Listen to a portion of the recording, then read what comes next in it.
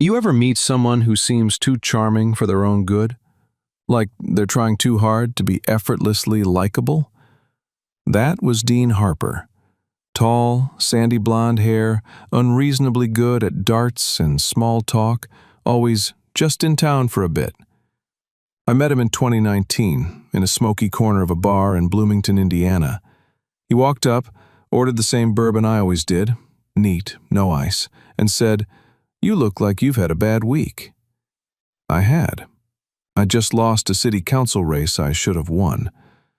My name's Michael Grady. Back then, I was a 36-year-old public servant with a decent reputation, a clean record, and too much idealism. I'd worked my way up through the mayor's office, then as a district coordinator. Finally decided to run on my own ticket for city council, Ward 4. Thought I had the support. Turned out, I didn't have the dirt, and my opponent did. Somehow, during the campaign, a smear surfaced. Alleged bribery ties to a development firm. Fabricated, but it spread like poison. No one ever traced it, and I lost by 6%. Dean Harper bought me a drink and said all the right things. "You were the only guy who wasn't for sale. People don't vote with facts, Mike. They vote with fear." He claimed he was just passing through. Freelance journalist, traveling the country, working on a documentary about small-town corruption. Said he'd seen it all before. He seemed sharp, smooth, and, strangely, invested. We got close. Played chess, drank on weekends, swapped political war stories. He asked a lot of questions about the town, my opponent, the local unions. At the time, I figured it was just curiosity. Looking back, it was surveillance. Because Dean Harper wasn't a journalist. He was something else entirely. It was subtle, the way Dean embedded himself into my life. He didn't ask for favors. He offered them.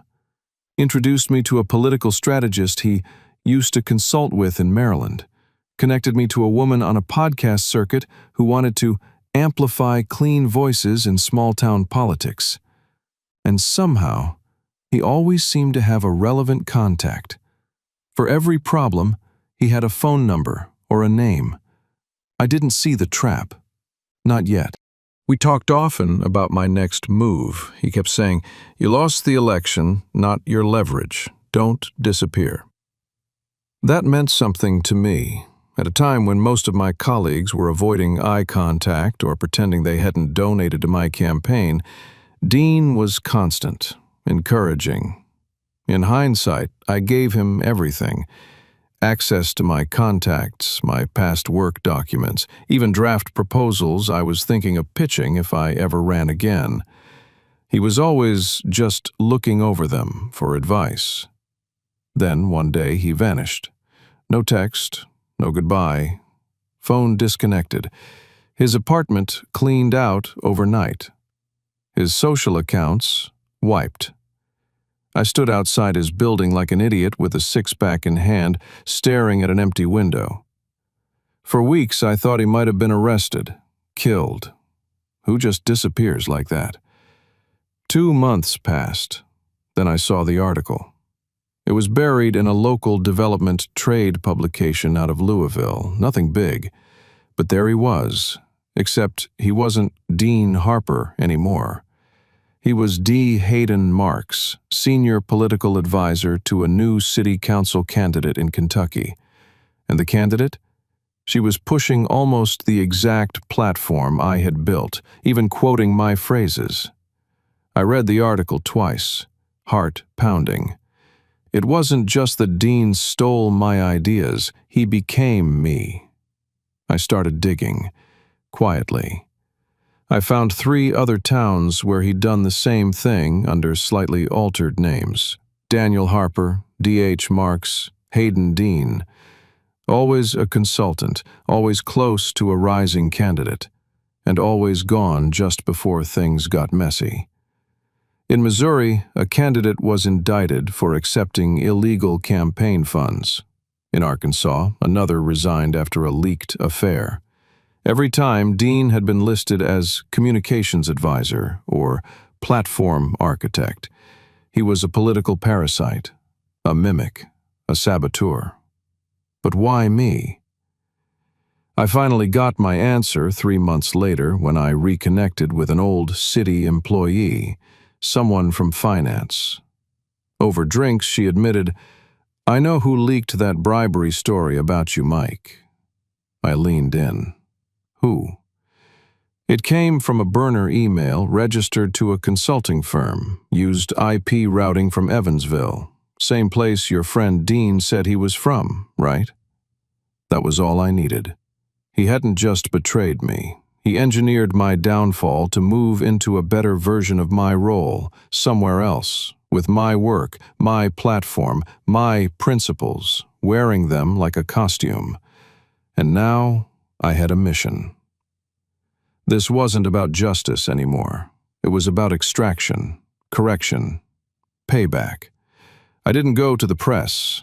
That's not how you handle people like Dean. You don't fight ghosts with flashlights.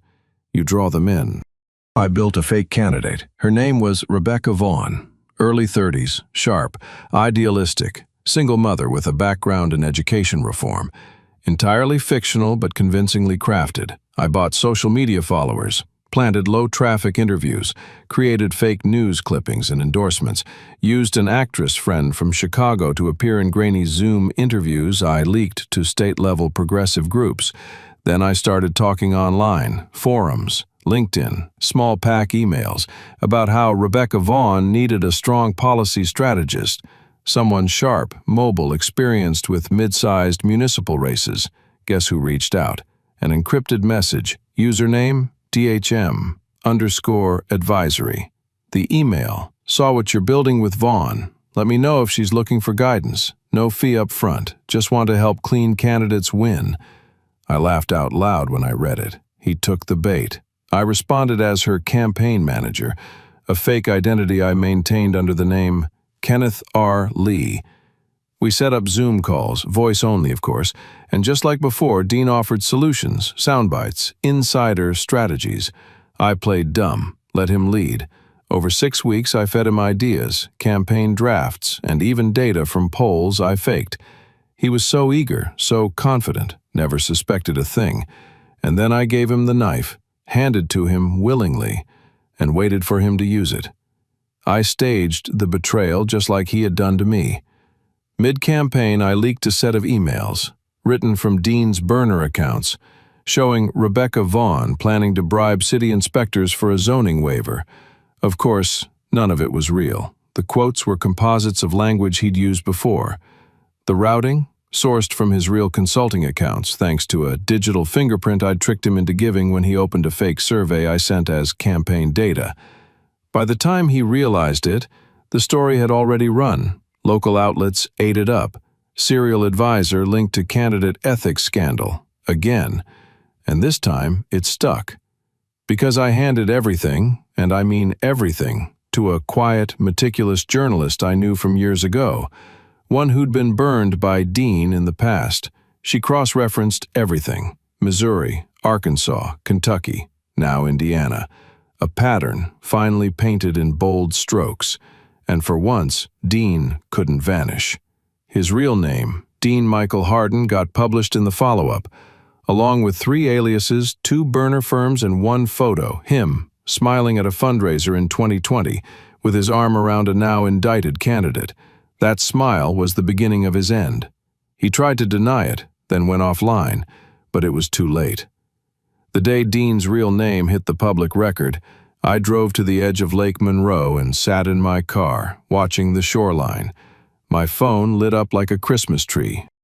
People from every rung of my old political world, consultants, city workers, even 2 journalists I hadn't heard from in years, were suddenly asking the same question. Didn't that guy used to hang around you? I kept my answers polite and neutral. Yeah, briefly. Odd dude. By the end of the week, his fake LLCs had been flagged by state databases. One even got hit with a fraud investigation. Small claims, mostly, but enough to freeze his accounts. He went radio silent. I knew he'd try to lay low. Then, just to twist the knife, I filed a lawsuit, not for slander, that would have been hard to prove. I went smaller, IP theft. Claimed he'd taken copyrighted platform material I'd authored, presented it as his own in another state, and used it for monetary gain. The suit wouldn't stick, not fully, I knew that. But I filed it publicly. Now, when anyone Googled his name, they didn't just find news stories, they found a legal docket. He sent me one message, just one, untraceable, but I knew it was him. Why? I didn't respond. Because people like Dean don't get closure. They get consequences. 3 months after the fallout, I announced I was running again, this time for a newly redistricted seat that just opened up. My name carried weight now, not because I fought back, but because I endured. People whispered, sure. Politics always carries rumor. But voters respected the fact that I didn't whine. I didn't grandstand. I didn't write a memoir or drop some dramatic podcast. I just showed up. They saw a man who'd been burned and rebuilt. When I launched my campaign, I used my original platform, the one Dean had stolen, plagiarized, and dragged through the mud. Only now, it had the weight of battle scars behind it. People listened. 6 months later, I won the seat with 61% of the vote. Not because I was perfect, but because I was still standing. I never saw Dean again. I don't think I need to. Because there's nothing left of him to see. Not in politics, not in consulting, not even online. The man who once slipped from city to city like smoke had finally choked on his own fire. Me? I walk through City Hall with my head high now. Every hallway, every handshake, feels like something earned, not gifted, not faked, earned.